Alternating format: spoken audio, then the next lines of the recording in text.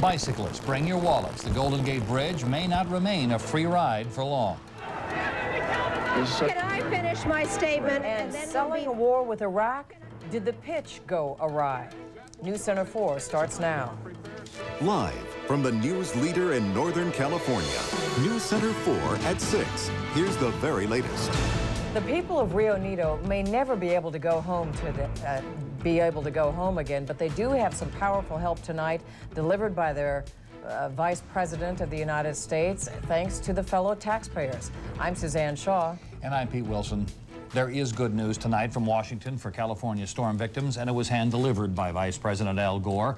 Gore flew in for a whirlwind tour of the flood-damaged Russian River area, making stops in Santa Rosa, Guerneville, and Rio Neto.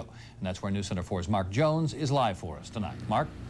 Pete, the Vice President announced that help is on the way to the residents here in Rio Neto, along with $329 million in California aid.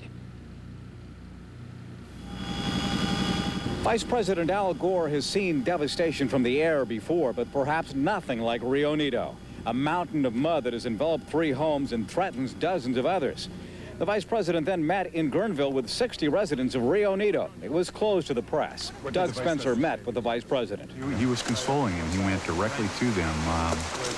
I really was impressed after addressing these specific concerns directly and in a very gentlemanly fashion, that I was very much encouraged. I wanted to announce today that the Department of Housing and Urban Development is going to immediately free up, months ahead of schedule, more than $263 million to restore and rebuild. After touring the mudslide area from the ground, the Vice President also announced $20 million to rebuild California highways and roads devastated by El Niño. Another $25 million for workers who lost their jobs during the floods.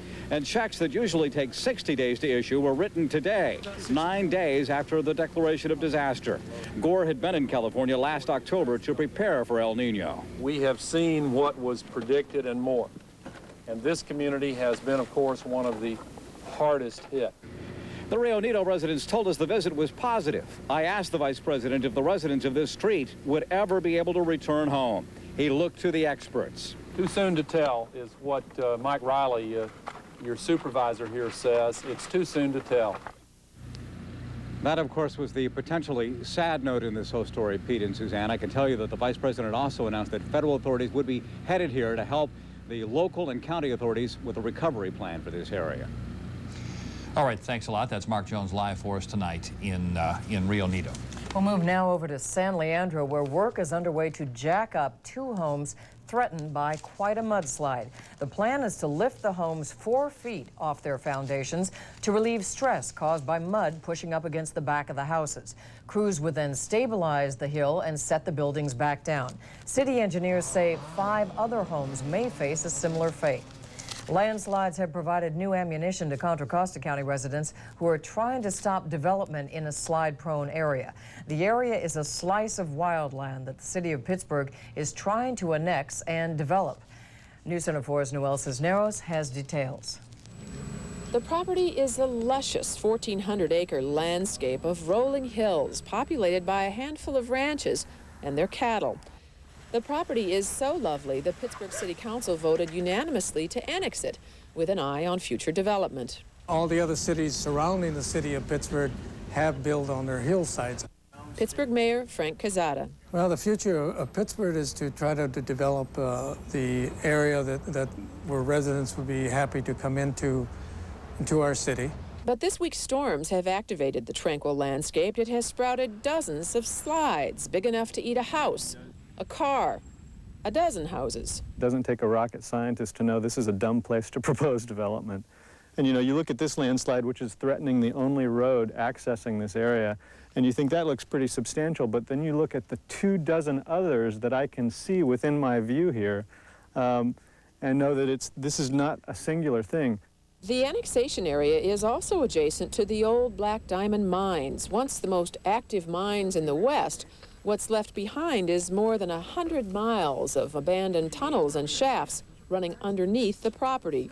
Back in 1981, 4 boys died exploring those old Black Diamond mines. And now the mine's caretaker The East Bay Regional Park District has filed suit to block the annexation, saying building a housing development so close to such a dynamic landscape laced with mines is begging for another disaster. And in fact, on Wednesday, the storms reopened the mine where the boys died. Even those who favor development acknowledge, because of all the problems we've had with landslides over the last couple of weeks, development on these hillsides, if it happens, will get closer scrutiny than it might have just 2 weeks ago. In Pittsburgh, Noel Cisneros, News Center 4. And an unusual coalition has formed to oppose the annexation. Opponents include the Contra Costa Building Trades Council, even though development could mean hundreds of jobs. Now, the possibility of raw sewage in storm runoff has closed beaches in San Mateo County for several weeks now. Health officials posted warnings from Pacifica south to Pescadero. But surfers can't seem to stay away. They say the high surf is hard to pass up, and they're willing to take the risks. Health officials say there's no way to police the closures, and there is no penalty for violators. A Clinton administration effort to rally public support for a possible U.S. attack on Iraq may have backfired in a couple of ways. 3 top administration officials tried to make their case during a town hall-style meeting in the nation's heartland at a university. But it was a tough sell, as often they had to struggle even to be heard. If we do not use force, it will be because Iraq has finally agreed to give UN inspectors the access they need to do their jobs. The United States... There are about 12 of you who are shouting, but most people would like to hear the Secretary of State. And we have a choice to make. There's an old expression that you can pay me now or pay me later. With respect to Saddam Hussein, we can deal with him now, or our children and grandchildren will have to deal with the spread of chemical and biological weapons later. So we will do all that we can to minimize this civilian casualties, but in all honesty, we can't entirely eliminate them completely. I am willing to make a bet to anyone here that we care more about the Iraqi people than Saddam Hussein does. The people who are here expressing opposition and criticism would not be allowed to do that in a number of countries, including Iraq. CNN says about 30 people in the crowd of several hundred made most of the noise. The military option is not too popular in the Bay Area. We showed you the start of this demonstration in San Francisco last night. These pictures are from later, when it grew to nearly 1,000 people. The march went from the San Francisco Chronicle building to the Chevron headquarters. More than 100 people have emailed us their opinions on the threat of a new war, and you can hear a sample. In 4 listens, that's in about 25 minutes. We'll also have more of that town hall meeting for you. 25 minutes. Sportscaster Harry Carey died late this afternoon. The 77-year-old voice of the Chicago Cubs won a unique place in the hearts of baseball fans everywhere. On 1, on 2, on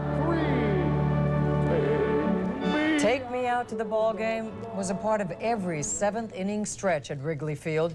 Carey's career spanned 7 decades. From Musial to Maddox, he collapsed Valentine's Day in Rancho Mirage and had been in a coma since then. He was actually an announcer for the St. Louis Cardinals for longer than he was a Cub announcer, but for some reason we think of him more with the Cubs now. There's really nobody like him. Yeah, well. Still ahead in the News Center 4 News Hour, a proposal sure to provoke a lot of outrage, a toll for bicyclists who cross the Golden Gate Bridge. Also the search for what may have caused a massive car accident that has left 3 people dead. And a little later, stocks versus real estate. Which investments are really worth your hard-earned money? You're watching News Center 4 at 6 with Pete Wilson, Suzanne Shaw, meteorologist Steve Raleigh, and Gary Radnich on sports. News Center 4, 24-hour news, every day, every hour.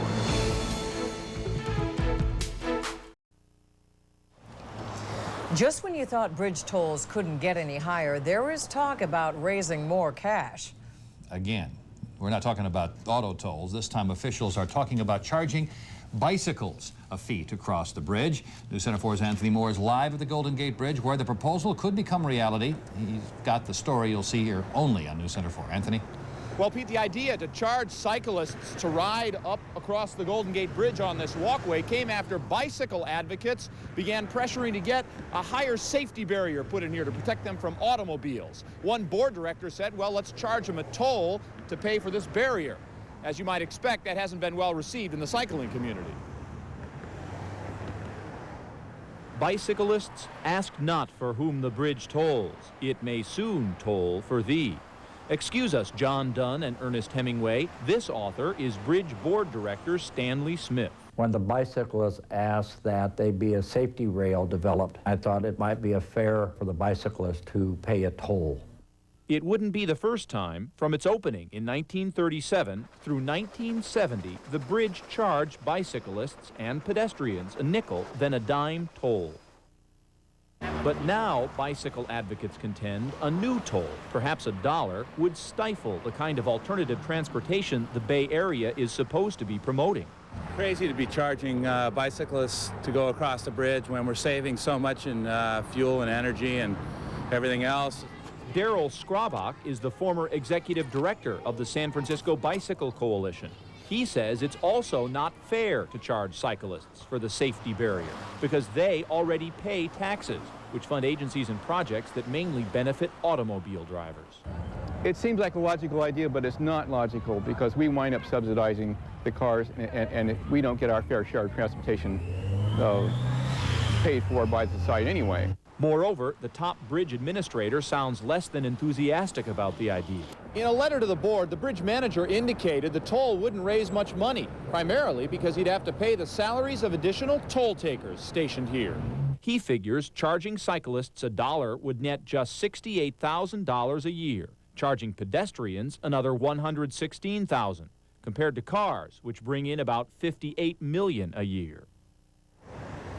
And so building a safety barrier here through the money collected from cyclists appears not to be feasible. This safety barrier would cost about $3 million. If you charge cyclists $1, it would take about 44 years to pay for a $3 million safety barrier. Pete, back to you. Anthony, after that accident, that tragic accident a couple of months ago in which a child died out there, there were calls for a change in construction for pedestrians. Should we charge pedestrians for walking across the bridge? Well, that has been one of the considerations that bridge directors have looked into. Again, it would give them an extra $116,000 if they charge pedestrians as well. But there's also that added problem of where do you charge? Do you charge on this side of the bridge where people might come up and just take a look at the view and go back?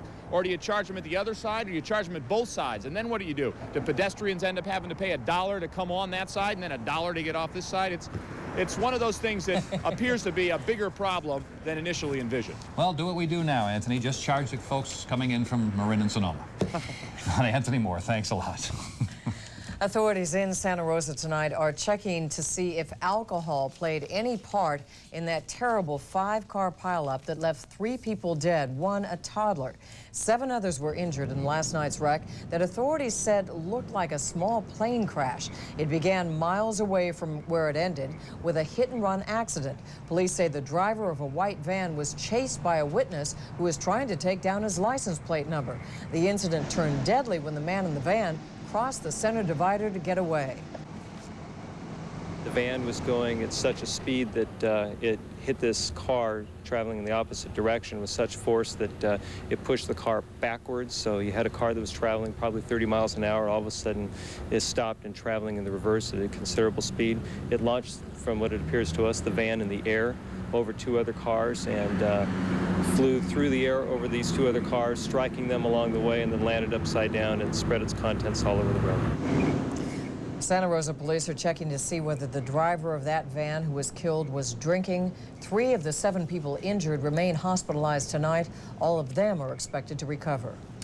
Some of the other stories that we've been following around the Bay Area the past 24 hours. A San Jose soccer coach under arrest on suspicion of child pornography tonight. Police say Jose Guadalupe Reyes photographed some of his players in the nude, his team made up of 12-year-old boys. We're learning more tonight about that explosion yesterday that leveled a home in Pinole. Fire investigators say the source may be a water heater in the basement of the home, which exploded when gas from a broken main reached it. The gas pipe was ruptured by workers installing a new water line. No one hurt. And last week's smoky fire at San Francisco City Hall may delay the reopening of the landmark building. Repairs were due to be completed by year's end. Now, about 15% of the dome's copper sheeting will have to be replaced.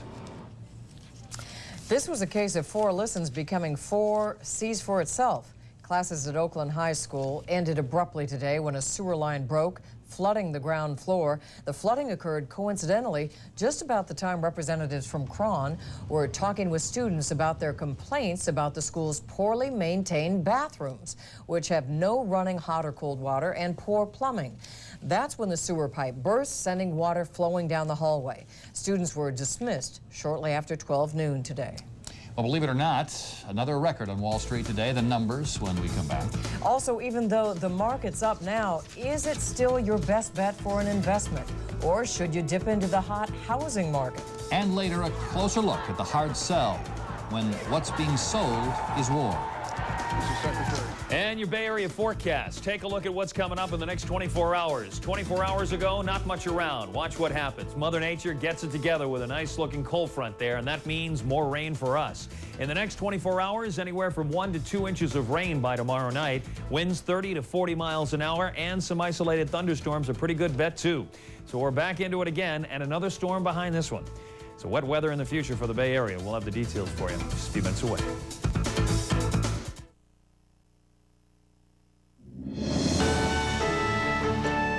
Wither the Dow, or maybe it should be the Dow will never wither. It rose today, its 6th straight record high, up 52.5 points, 8,451. The first close over 8,400 points. Strong tech stocks also sent the NASDAQ further into positive territory, up 12 to close at 1715. Scary heights. Yeah, with so much money going into retirement funds, a lot more people are following those stock market numbers these days, and for good reason. New reports show that people across the country are investing more in the stock market now than they have in years. News Center 4's Wendy Takuda talked to some experts and some investors. The bull market has been setting records for 3 years now, and it's changing the way we save. Mostly in my company 401k and stock plan, and also through several different mutual funds. You have more invested in the stock market right now than in your home? Yes, I do. And she's not alone. Although Americans have traditionally looked at their home as their most important investment, the New York Times reports a significant shift. Americans now have more invested in the stock market than they've had in 50 years, more in stocks than in their own homes. More and more people are getting familiar with the market, mostly through participation in 401k plans and the like at work. Stocks have appreciated greatly in the last several years, and because of that, the whole portfolio has grown. Meanwhile, some people may not be able to afford a house, especially in California. And as El Niño has proven again, a home isn't always an entirely safe investment. And I was looking at condos and such a few years ago, and I made a decision to go with the market instead. Then there are the baby boomers who have had that home for a while. As they have aged in the economy, they are now saving more money for their retirement, whereas they used to be buying homes 20 years ago. But with more people, especially first-time investors, buying in, what will happen when the stock market turns?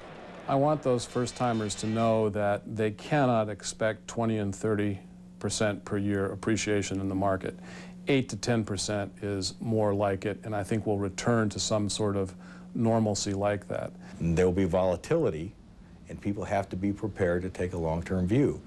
Some analysts argue that Americans have always had a lot of their savings invested in the stock market. They just didn't know it because it was in pension plans they couldn't touch. Now that it's in 401ks, they're making their own decisions and getting a first-hand education. All our advisors tell us to look at the long road, the big picture, and not be too concerned about ups and downs right now. And you're pretty confident with this economy? I'm feeling pretty confident about it, yes. Wendy Takuda for News Center 4. And experts remind us the last time the economy seemed this rosy was the late 1960s. Corporate profits were strong, inflation was low. Then in late 1968 through 69, the market lost a third of its value. Well, still ahead, the second half of News Center 4's News Hour, why American presidents feel the need to sell the public on the idea of a war. At 6:36, 4 listens to more of your opinions on whether or not we should launch an attack against Iraq. Here we go again, another storm on the way. Steve Raleigh's foreboding forecast at 6:45. Also coming up, another Air Force plane crashes. This time, all aboard survive. And a close-up look at the Bay Area woman trying to revive what was once a secret language.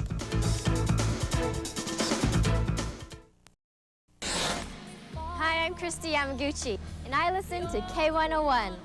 Why? Because it makes you feel good while you're at work. Even my kind of work. You were my strength when I was weak. Great music, and I love listening to Dawn Blue in the morning. How was that, Dawn? Did you say blue? Twice. Good, good. The Bay Area's own K101 playing the best mix of the 80s and 90s. You're watching Suzanne Shaw and Pete Wilson on News Center 4 at 6. We want to deal with Saddam. We deal with Saddam, not the Iraqi people. It was supposed to be the Clinton administration putting forward its best case for military strikes against Iraq. But it was a noisy protest, and the protesters, in fact, who appeared to steal the show, even though they were a small in number.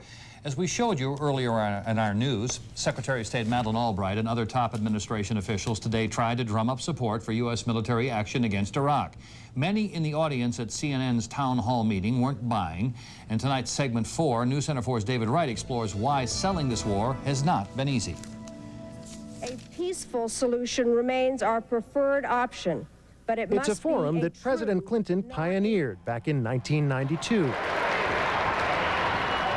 But today's town hall meeting on Iraq was anything but warm and fuzzy. Secretary of State Madeleine Albright and other administration officials took a grilling from voters skeptical of the administration's goals in Iraq. Are we willing to send troops in and finish this job? There are about 12 of you who are shouting. There are about 12 of you who are shouting, but most people would like to hear the Secretary of State. War has always been a source of controversy for American presidents ever since the earliest days of the Republic.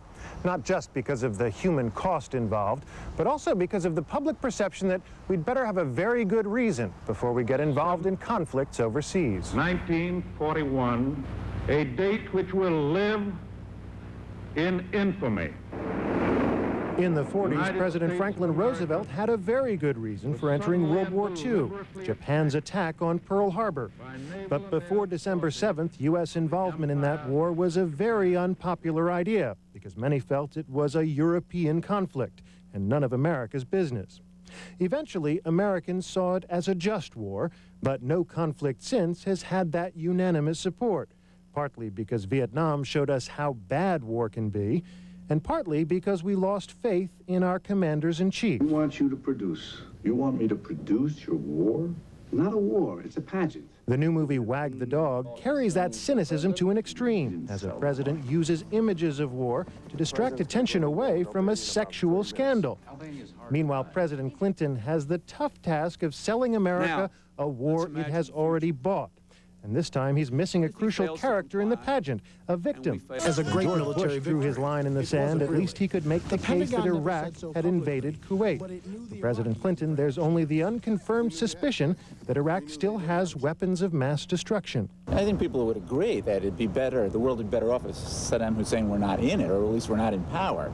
But there isn't that compelling sense that we're defending now, say, for example, the Kuwaitis or, an innocent people. Meanwhile, today's botched sales job at Ohio State University goes out to a worldwide audience courtesy of CNN, and so that means in his bunker in Baghdad, Saddam Hussein may have been watching as well. What do you think the White House will think is the most important part of this, David? The fact that there were a couple of dozen protesters who made a lot of noise, or the fact that most of the people asked specific, polite, but very critical questions? Which is the most important? Well, I think the White House would like to very much say that the people of the United States understand all of the complex issues involved here. But I think the fact remains that Americans are very uncomfortable about the idea of going to war. David Wright, thanks a lot. Former Defense Secretary William Perry has broken his long silence about what's happening with Saddam Hussein. Dr. Perry, the founder of Silicon Valley's ESL Corporation and now a professor at Stanford, tells New Center 4 that he thought the Allied forces during the Gulf War should have been allowed to go after Saddam Hussein.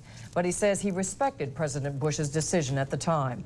He's also disappointed more Arab countries have not voiced support for military action against Iraq today. And even though the UN Secretary General is headed to Baghdad, Perry doesn't seem optimistic about a diplomatic solution. In the past, Saddam Hussein has backed off from these ultimatums when given some way out. And I think Kofi Annan is going to be looking for some way out. But our bottom line is, whatever the way out is, our bottom line is that he cannot continue to try to develop and produce those biological and chemical nuclear weapons. It's too dangerous for the whole world. Perry also says there's an increasing reliance on high-tech weapons, many of which are developed by Silicon Valley companies. He says the weapon capability and technology has dramatically improved far beyond the tech war we witnessed in the Gulf War 7 years ago. Now, the Reverend Jesse Jackson was in the Bay Area today. He says bombing Baghdad will hurt the U.S. more than Saddam Hussein. Instead of what he calls Nintendo missions, he favors firm but fair diplomacy. Be persistent and yet be patient. We have him contained. Once the bombs begin to fly, there will be irreversible damage. The consequences and collateral damage cannot be measured. Jackson does have some experience in dealing with Saddam Hussein. You'll remember 8 years ago, he flew to Baghdad and arranged for the release of 300 Americans just before the outbreak of the Gulf War. What may be the last diplomatic effort comes as both the U.S. and Iraq prepare for war. Today, Iraqi women train for battle. Tomorrow, UN Secretary General Kofi Annan will leave for Baghdad and face talks with Saddam Hussein this weekend. Obviously, this is not going to be an easy mission. It's a difficult mission coming at a very critical juncture, and I hope I have all your support and your prayers. Well, the United States wishes the Secretary General well. We wish him Godspeed. He's got a difficult mission.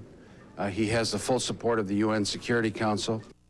Even as Baghdad prepares to welcome the Secretary General, other UN workers are leaving the Iraqi capital in anticipation of an American attack. And American ground forces are once again heading to the Gulf. These troops from Fort Stewart, Georgia, are in their desert gear, waiting to be airlifted to the Mideast, specifically to Kuwait.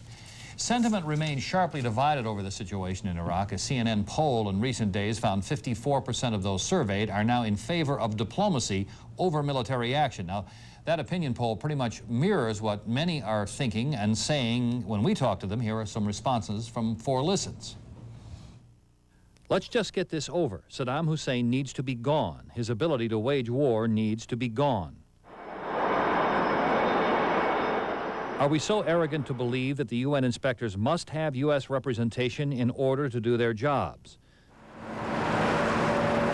I'm told our country has storage supplies that can kill people much as Iraq does. Are they being inspected by the UN? Michelle in Santa Rosa says, we need to do something. By doing nothing, it is only a matter of time before Saddam actually uses what he has on other people and other people in other nations. From Joe, I totally agree with Bill Clinton. Iraq needs to be bombed, Saddam removed from power. But a 5th grader helps voice the majority sentiment we received. Danny says, wars are wrong. Britain wants another war.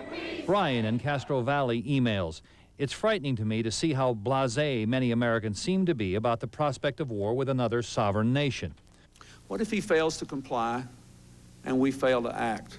Bombing Iraq would not make Saddam succumb to our demands. It would only make him more hostile toward the United States and kill off any chance of a peaceful solution. If you'd like to send us your opinion on the Iraq situation or any story, write to Post Office Box 3412, San Francisco 94119. You can also email us at 4listenscron.com or call us at 415-561-8004. Still ahead, another hat thrown into the ring in California's gubernatorial race. Also, why the former Naval Academy midshipman convicted of murdering a romantic rival is now under 24-hour supervision.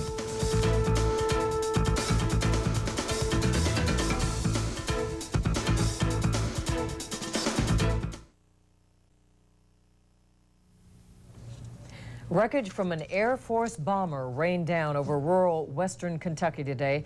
All 4 crew members parachuted to safety, and nobody on the ground was hurt. The B-1 bomber, based in Texas, went down during a routine training mission. Air Force investigators are on their way to the crash scene to investigate further. Well, less than 24 hours after being sentenced to life in prison, former Naval Academy cadet Diana Zamora is under a suicide watch. A jail spokesman says she cut herself slightly with a razor. The wound superficial. Zamora claims it was an accident. She was found guilty yesterday of murdering a 16-year-old girl who had slept with her boyfriend. Some of the other stories making news around California in the past 24 hours. Another candidate throws his hat into the race for governor. When I was a congressman, I tried to be the best congressman I could be. As your Attorney General, I've tried to be the best Attorney General I could be. And as your governor, I will try to be the best governor that I could be. Attorney General Dan Lundgren officially announced his candidacy today. He kicked off his campaign in his hometown of Long Beach in front of a crowd of about 200. Lundgren says his campaign will focus on public safety. Governor Wilson's plan to spend $350 million to lengthen school days may be a waste of money. That's the opinion of state budget analyst Elizabeth Hill, who said more days of the same instruction haven't proved to be helpful. The money might be better spent, she said, improving teacher training. Last year's crippling BART strike and other transit strikes would be illegal if Bay Area state senators Quentin Kopp and Richard Rainey had their way. They have introduced legislation that would put transit workers in the same category as police officers, firefighters, and others who are prohibited from striking because they perform services necessary to public safety or welfare. Kopp said the BART strike meant more accidents on freeways and left people without access to vital services. Well, are you prepared? Are your seatbelt fastened and all that? Because there's another one of those things coming in here that we have to talk about. Steve Raleigh's next with the news we knew was coming but didn't want to hear. Steve Young told us he always wanted to drive a pace car at the raceway. So we gave him the new Toyota Corolla and told him to have a blast. We probably should have also told Steve that with the Corolla's more aerodynamic styling and lighter, more powerful engine, it's easy to get carried away. The new Corolla at your Toyota dealer now. Get 200 minutes every month with service that works where you want it. Call 1-800-SELL-1 today. Now, meteorologist Steve Raleigh with the Bay Area's online weather. Well, hi, folks. We've got some rain on the way. Let's get right to the headlines, show you what we have. What's new around here, huh? Some rain is in the forecast. As we go through time, well, we got a little more weekend rain to talk about, and then wrapping all of this up, a little snowy weather, a little historic snowy weather. Show you that in a second. Turn the clock ahead for tonight. For tonight, make sure you bring the umbrella if you're heading out. We're going to see some showers and some rain around here. Temperatures into the 50s. In fact, as we go to the radar picture, you see for yourself, already getting it, showing up in the North Bay, stretching from the North Bay down through the Central Bay Area and then off of the coast or so. And we're going to continue with this pattern as we go through time. It's just going to continue to get heavier around here. Watch the last several hours across the state. You see it showing up from top to bottom here. Got a couple of advisories out. Winter storm warning already out for the Northwest. You see the snow level there. Winter storm watch out for the Sierra, and that'll turn into a warning for about midday tomorrow or so. So watch out if you're heading up that way. Here's 24 hours ago. Remember that clearing we had last night? And we were talking about this not very organized. Gee, it just doesn't seem to be getting itself together. We went with the forecast anyway, and I'm glad we did. You'll see what Mother Nature did just in the last 24 hours. A very well-defined cold front now with a lot of components to it. You'll see one here along the front and then a secondary system as well. So let's break it down for you. What's going to happen in the Bay Area? Well, at the moment, we're getting that light rain around here, right? Then the frontal system is here. So let's set it in motion and show you where it goes from now. The light rain moves by. The frontal system moves in by tomorrow morning. By tomorrow morning at daybreak, when you get off in your rush hour, get the kids off to school, some very heavy rain. Check in with our daybreak crew. They're going to have a lot of updates for you. Then as we go through time on Thursday, the frontal system will pass us by. Then we have to contend with that secondary system showing up. This area of low pressure is forecast to move right over the top of us. That'll mean thunderstorms for us, and it'll mean some high winds and maybe even some hail around here too. So to wrap it up and put it together, in the next 24 hours, 1 to 2 inches of rain by this time tomorrow night, 30 to 40 mile-an-hour winds and thunderstorms around here too. And I might add, I might be a bit conservative in some of those rainfall totals too. Now, beyond tomorrow, where do we go? Well, you'll see the system right here and that secondary system I was talking about. Let's break up the map here, and let's break it up at about here. And, well, you can see what's coming now. Now, through Thursday, we've got that area of rain in the frontal system. Then we linger with some showers into Friday. Going into Saturday, another system set for the Bay Area, and that one looks moderately strong as well. Let me show it to you then in the extended forecast. Rainy and windy with temperatures into the 50s. Then lingering into Friday with a little break Friday afternoon. Then the next system in here by Saturday afternoon and Sunday. Now, before we give it back to you guys, a lot of snow, you know, in spots around here this week. Well, folks wanted to know, when is the biggest snow of all time? 1976, February 5th. You'll see the film of this from our archives. Officially an inch of snow, but 5 inches of snow at Twin Peaks and in other locations. You can see some of the kids having fun with it here. Suzanne. Thank you. Very nice, Pete. Unbelievable. Look at the AC transit bus going up the hill with the snow. So there you have it, February 5th, 1976. I know, I'm reading the Chronicle, that you take these things very personally, and I do. We're with you. I just want you to know. I try, right here in my heart. A San Francisco woman has published the first book on what she says is a little-known language developed during slavery. In tonight's Bay Area Close-Up, Belva Davis has the story of Gloria McIlwain, a woman who has spent years trying to preserve a language she calls Tut. I kareinan saspapi kak tut fafwaluinan tut lalyak. Hashi square lolo. As foreign as the language Gloria McIlwain is speaking may sound, it's native to this country. Mam karai lal. Tut is a language that was created here in America by American slaves. It's a system of reading that was secretly devised at a time when slaves weren't allowed to learn to read. And if they were caught, the punishments were terrible. In spite of the risk, mothers taught their children, and the language was handed down from generation to generation. That's how it was in Gloria's family. I learned to speak Tut language when I was very young. I heard my mother and her sister speaking it when my aunt would come to visit. She sounded the consonants and spoke the vowels, which is how you do in Tut. Because when you're speaking Tut, you're spelling the exact English word. You're simply spelling it by using its actual phonetic sound. So Tut became a way for slaves who could read to read aloud to those who could not. But more importantly, it became a way for slaves to speak to each other secretly. 30 years ago, the former office administrator started to research and study Tut seriously, and eventually opened an office in her home. The result is the first book ever written in Tut. Of the 1,500 books that I had in original print, I've sold about 700 of the books myself. And I also have a website. If you click on the little picture of the word H-E-L-L-O, you'll hear Tashi Squirrel-O. That's hello in Tut. Since her retirement, Gloria McIlwain devotes all of her time to spreading the word about Tut.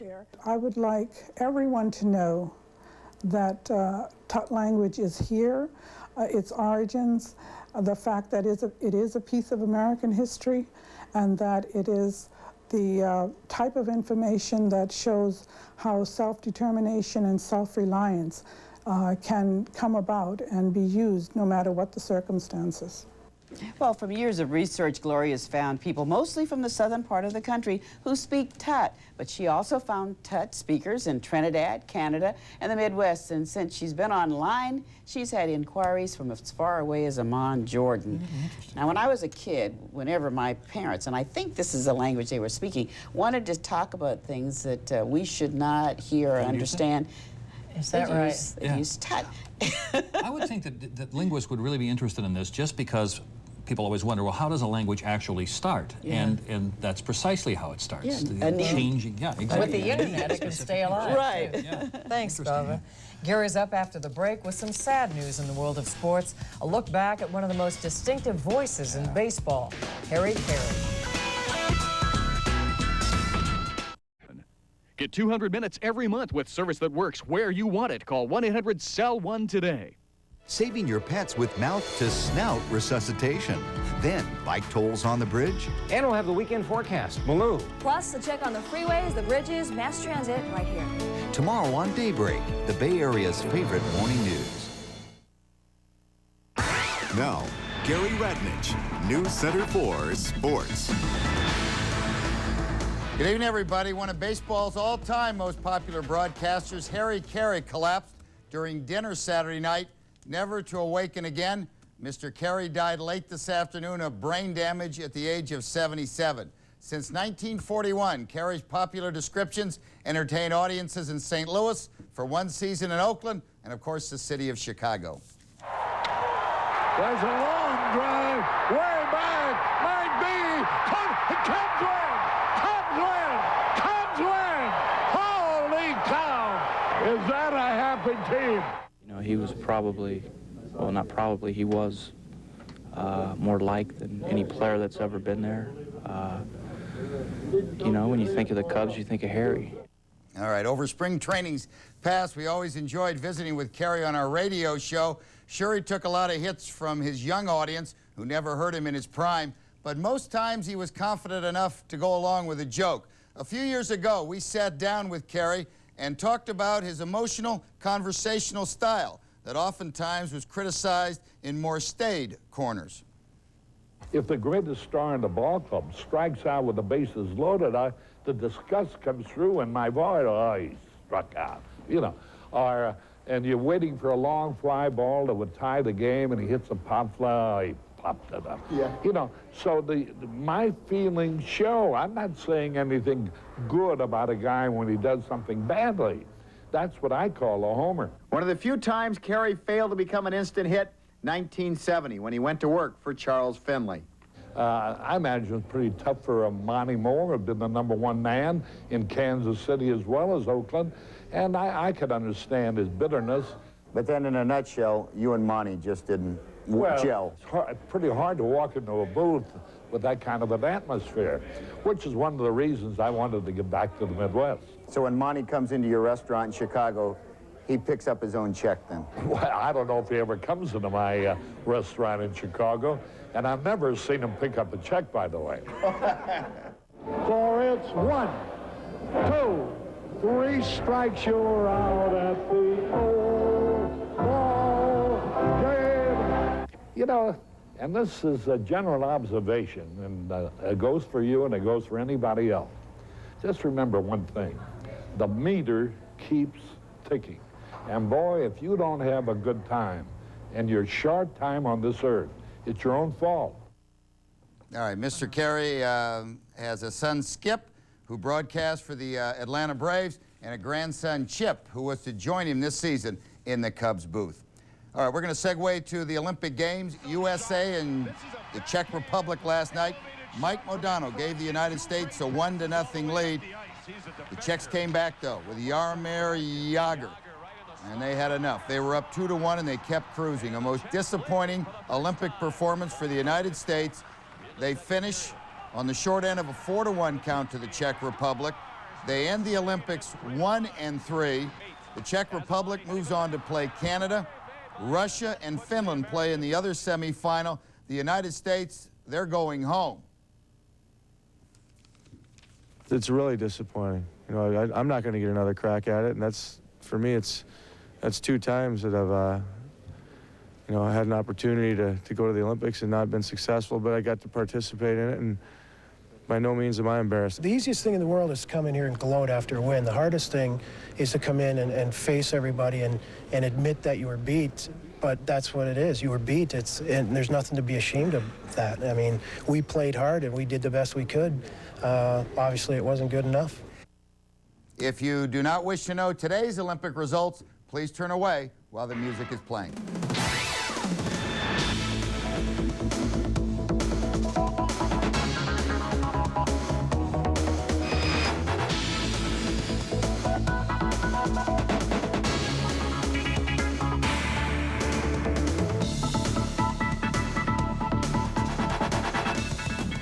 And the Warriors are home tonight against Charlotte. And how eager were Jimmy Jackson and Clarence Weatherspoon to join the Warriors?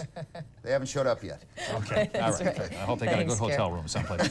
Looking ahead tonight, Pete, at 11 o'clock, we'll go live to the mountains of San Mateo County, where rain or shine, the ground keeps sliding. More homes are being red tagged. No one knows about it because the roads are blocked. Plus, how would you do on a lie detector test? Employers starting to use them on employees tonight. Linda Yee in the hot seat, wired up. Join us at 11 o'clock. Take issue at 8 o'clock. We're going to talk about road rage and why we drive the way we do. You can email us now at baytv.com. Just hit the Take Issue Q. That's all coming up, and so are the Olympic scores coming up again. And that's News Center 4 at 6. Thank you for watching. Good night, everyone.